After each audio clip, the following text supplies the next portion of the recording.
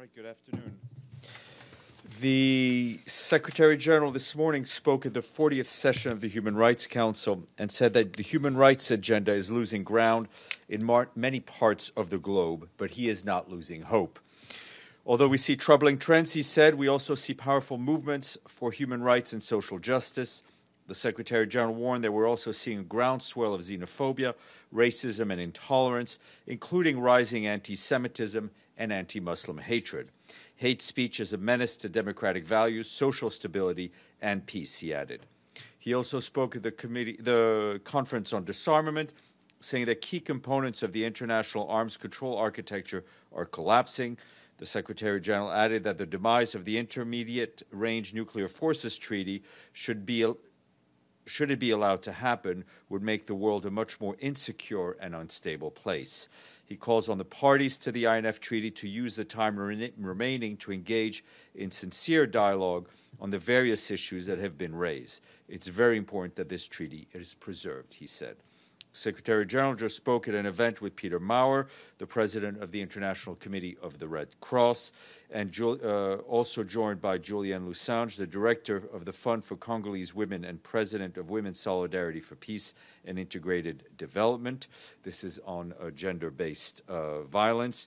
And tomorrow he will speak at the pledging conference on Yemen. And as you will recall, the United Nations is asking for $4.2 billion in a humanitarian appeal this year.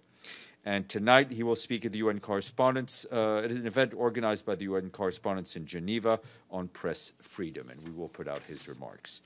And as you saw over the weekend, we issued a statement in which the Secretary General said he was following with increasing concern the escalating tensions in Venezuela. He said he had been shocked and saddened to learn that a number of civilians lost their lives after the events on Saturday. The Secretary General appealed for violence to be avoided at any cost and for lethal force not to be used in any circumstances. He also appealed for calm and urged all actors to lower tensions and pursue every effort to prevent further escalation. The High Commissioner for Human Rights also issued a statement on the situation in Venezuela. And turning to Mali, following an attack on a camp of the Malian armed forces in Koulikoro, 55 kilometers northeast of Bamako yesterday, the UN mission in the country calls for the perpetrators to be brought to justice and expresses its solidarity with the Malian and European partners and salutes their effective response to the attack. The UN police are monitoring the situation. The UN mission and the UN Mine Action Service stand ready to support the Malian authorities in investigating the attack. And over the weekend, you will also see that we issued a statement condemning the attack against members of the UN peacekeeping mission in Mali in the area of Sibi that resulted in the death of 3 peacekeepers from Guinea and a number of injured. That took place on Saturday. The Secretary General reiterated the determination of the mission in Mali to continue implementing its mandate in support of the people and government of Mali in their quest for peace. And an estimated 6,000 people, mostly women and children, from turning to Syria, an estimated 6,000 people, mostly women and children, from the last Daesh-held areas of Bangouz and Deir ez-Zor governorate have arrived at the Al-Hol camp over the last 72 hours, bringing the total number of people who've arrived at the camp since December of last year to over 37,000 people. The camp population is now at almost 47,000 people, and at the same time, around 3,000 people have also arrived at the Swar Transit Center between Hajin and Al-Hol. They're awaiting transfer to Al-Hol. Conditions at the camp are extremely challenging, particularly in the reception areas, which are currently hosting thousands of people, but with insufficient water and sanitation hygiene facilities. This is increasing the risk of a disease outbreak. To help decongestion in these areas, extensions to the camp are already underway, with services and assistance provided to people in those areas. We're also gravely concerned by further reports of civilian casualties due to hostilities and unexploded ordinances in Idlib and Hama governorates in the northwestern part of the country, including in areas believed to be in or near the demilitarized zone. Recently, civilians, including women and children, have reportedly been killed and injured due to heavy shelling in Marnet, Anhunman, and in Khan Shaikhoun city in southern rural Idlib. Back here, the Assistant Secretary General Assistant Secretary General Bintu Keita this morning briefed Security Council on the situation in Darfur. The briefing follows her recent visit to the Sudanese region alongside the head of the Peacebuilding Support Office and the head of the Regional Bureau of Arab States in UNDP. The visit aimed to inject momentum in the transition process and convey joint messages on the withdrawal of the AU-UN hybrid operation in Darfur and the transition to the government of Sudan, UN interlocutors, and key partners. In her briefing, Assistant Secretary General Keita noted the frequency of intercommunal tensions and other security incidents remain relatively low, except for a few outposts, particularly in Jebel Mara. And on Afghanistan, according to the latest UN report, more civilians were killed in the conflict in the country last year than at any other time since records have been kept. The new report issued yesterday by the UN mission, Afghanistan, the UN Human Rights Office, documented 3,804 deaths in 2018. This number includes 927 children. This is the highest recorded number of boys and girls killed in the conflict in one single year. The UN mission attributed nearly two-thirds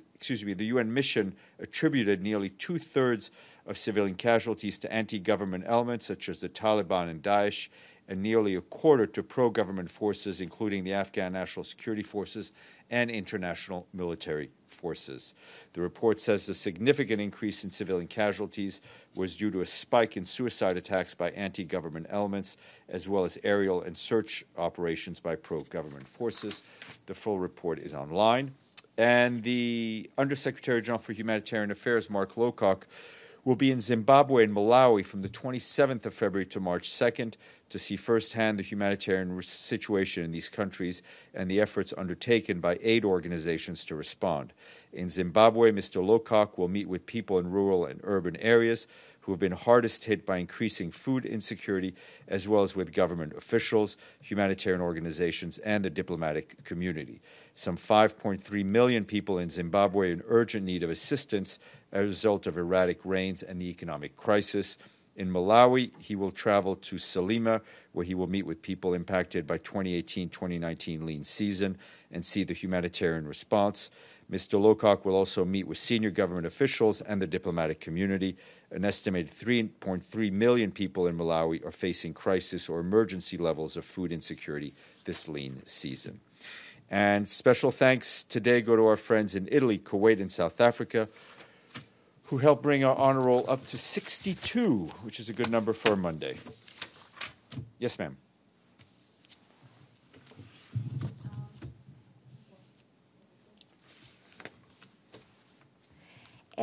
Based on the meeting that today they're having in Colombia, the Lima group are actually talking about that intervention, the possibility of having a military intervention. What is the position from the UN specifically on this matter, like the possibility that militaries go to Venezuela to handle the situation that's going on? Look, the Lima group meeting is ongoing. We'll obviously wait for the outcome.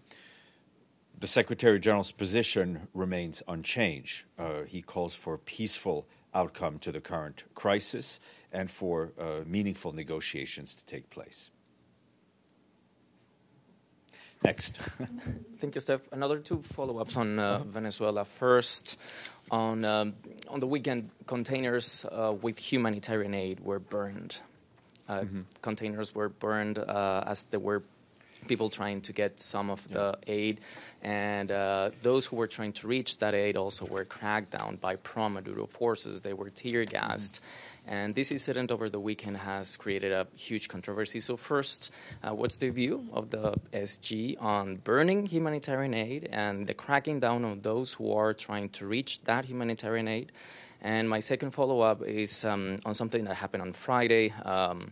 The Venezuelan Foreign Affairs Minister told us that most likely in New York City we will have another round of discussions between the U.S. and officers from Venezuela. And I'm just wondering if the UN will have any role in helping broker this third round of talks, and if the SG will support any third round of talks between the U.S. and Venezuela, if it happens.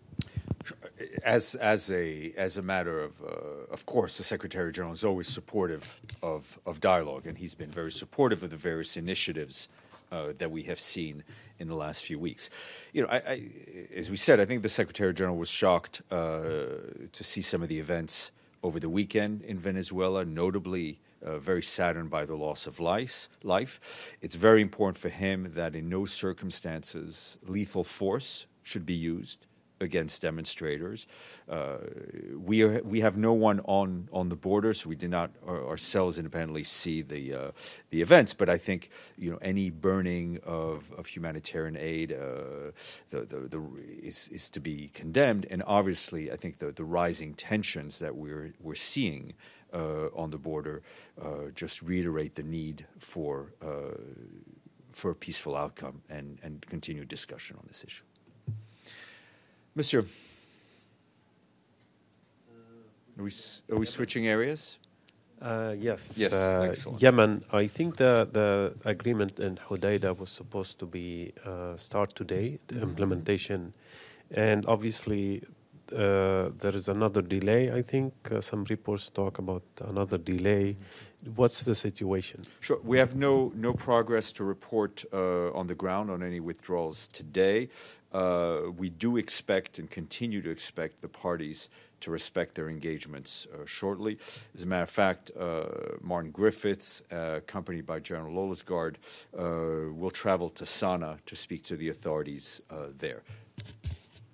Any details? Like who's responsible of this delay? No, the blame game at this point serves no purpose. As we said, Mr. Griffiths and General Lolesgaard will be traveling to speak to in Sana'a to speak to authorities there. We know both parties are committed to the implementation. We want to see that implementation as quickly as possible. On Sudan, has the SG received any letter from the government on the emergency situation that was announced by the government? No. And what's your position on? No, I don't have anything on Sudan today, but I don't believe we received a letter, but I will check. Okay. Yes, sir. Sorry, the last questions. Thank you, Steph. On Ukraine, because we had last week the meeting of Ukrainian president and the Secretary General. We know from Ukrainian delegation that there was, one of the results of the meeting was that the Undersecretary General for Political Affairs will come to Ukraine at some point. I just thought maybe you have any information on when this might happen. No, I do not. We usually announce travel a bit closer to the date when we're ready, but I will check if I have any updates. See, don't ever claim for it to be the last question. Just on something we talked about last week, there was supposed to be some aid from the European Union that the UN was organizing. Yeah, there's nothing. Continues to be lack of clarity on that. Okay, thank you. On that, and just about